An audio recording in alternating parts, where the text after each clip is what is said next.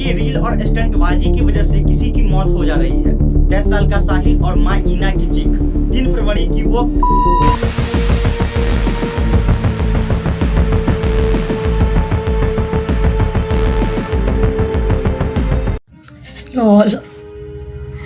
मैं ईना साहिल दनेशरा की mother, single parent.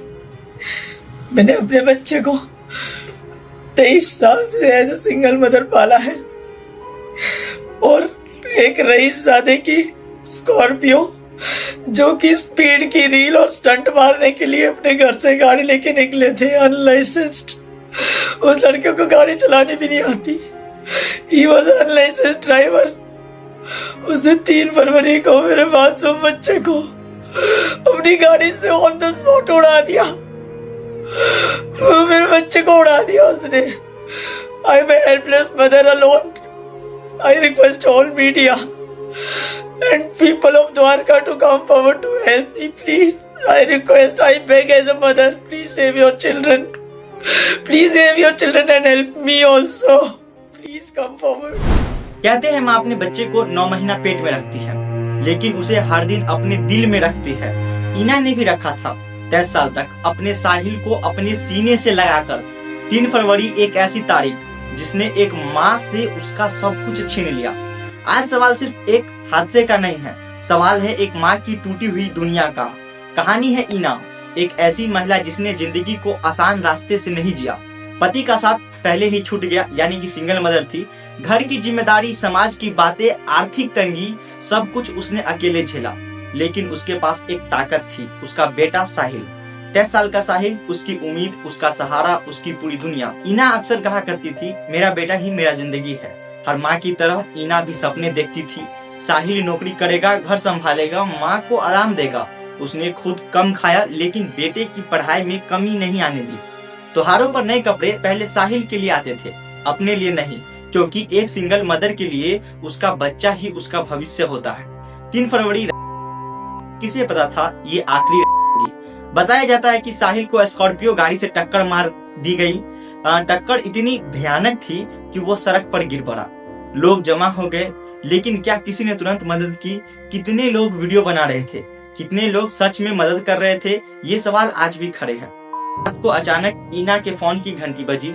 Hello, क्या आप साहिल की माँ बोल रही है? माँ का दिल उसी पल कांप गया। उसे बताया गया आपके बेटे का एक्सीडेंट हो गया। उस एक लाइन ने ईना की सांसें रोक दी। वो अस्पताल पहुंची, लेकिन वहां उसका बेटा बोल नहीं रहा था। 10 साल की धड़कन खामोश हो चुकी थी। एक माँ अपने बेटे के चेहरे को पकड़कर रो रही थी। उठ जा बेटे, देख मैं आ गई। लेकिन इस बार साहिल नहीं उठा। उसकी आंखें बंद थी और ईना की दुनिया भी।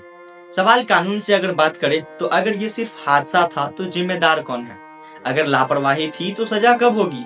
अगर जानबूझकर किया गया तो हत्या क्यों नहीं मानी जाए?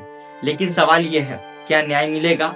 सिस्टम पर अगर सवाल उठाया जाता है, और उठाना भी चाहिए, क्योंकि शांत रहने से कुछ होने वाला नहीं है। इस टॉपिक, इस मुद्दा, ऐसा जितना भी केस होता है, एक केस नहीं हुआ है, बार-बार ऐसा केस हुआ है। हर एक टॉपिक पे, जितना भी टॉपिक है, सब पे सवाल उठना चाहिए। सिस्टम क्या कर रही है? क्यों हर बार पीड़ित परिवार को ही दौड़ना पड़ता है? क्यों FIR के लिए दबाव बनाना पड़ता है? क्यों गिरफ्तारी में देरी होती है?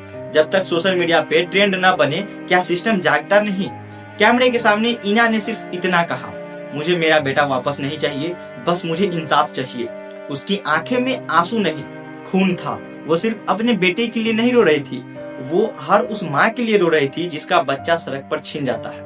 आज साहिल, कल कोई और। अगर सड़क पर कानून का डर खत्म हो गया तो सुरक्षित कौन है? हम सबको आवाज उठानी होगी, क्योंकि जब तक हम चुप रहेंगे तब तक ऐसी माओं की गोद सुनी होती रहेगी। 10 साल की उम्र सपनों की उम्र होती है, मौत की नहीं। एक सिंगल मदर ने अपना सब कुछ खो दिया, लेकिन क्या सिस्टम उसे न्याय देगा? क्या ये केस भी फाइलों में दब जाएगी? अगर आप चाहते हैं कि ईना को इंसाफ मिले तो इस वीडियो को आप शेयर कीजिएगा, आवाज उठाइएगा, क्योंकि चुप रहना एक बहुत बड़ा अपराध है। प्लीज आपसे विनती करते हैं कि आप आवाज उठाइएगा, और ईना जैसी माँ को इंसाफ मिलना बहुत जरूरी है। मिलते हैं किसी नेक्स्ट वीडियो के साथ, तब तक के लिए जय हिंद, जय भारत।